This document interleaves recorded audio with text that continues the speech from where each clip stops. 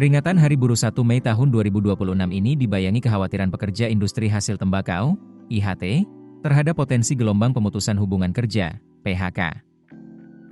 Di tengah tekanan ekonomi, penurunan produksi, hingga maraknya peredaran rokok ilegal, muncul wacana kebijakan yang dinilai berisiko memperburuk kondisi industri padat karya tersebut.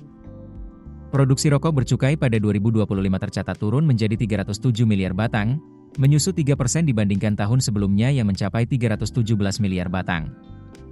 Penurunan juga terjadi pada penerimaan cukai hasil tembakau, CHT, yang untuk pertama kalinya turun menjadi Rp212 triliun dari Rp216 triliun pada 2024. Kondisi ini menunjukkan pangsa pasar industri rokok legal kian tergerus.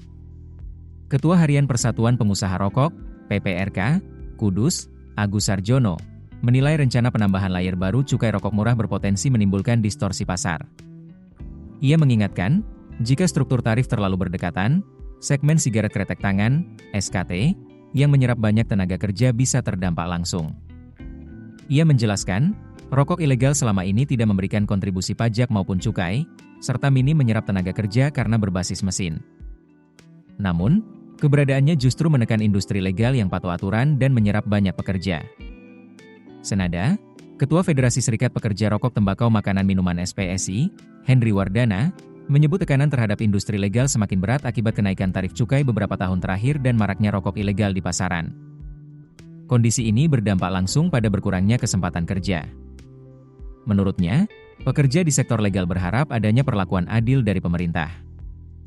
Industri yang selama ini patuh dan berkontribusi terhadap negara dinilai tidak boleh kalah oleh praktik ilegal yang justru berpotensi diakomodasi lewat kebijakan baru.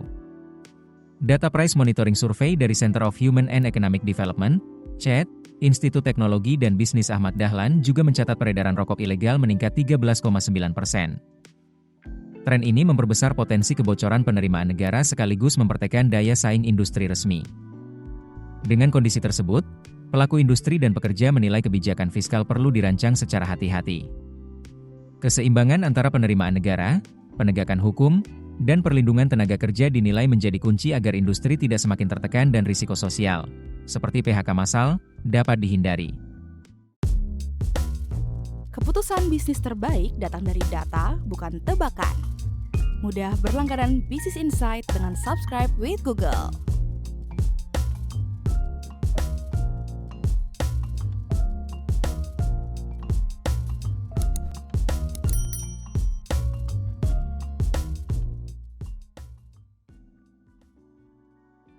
Download aplikasi Kontan sekarang di App Store atau Play Store.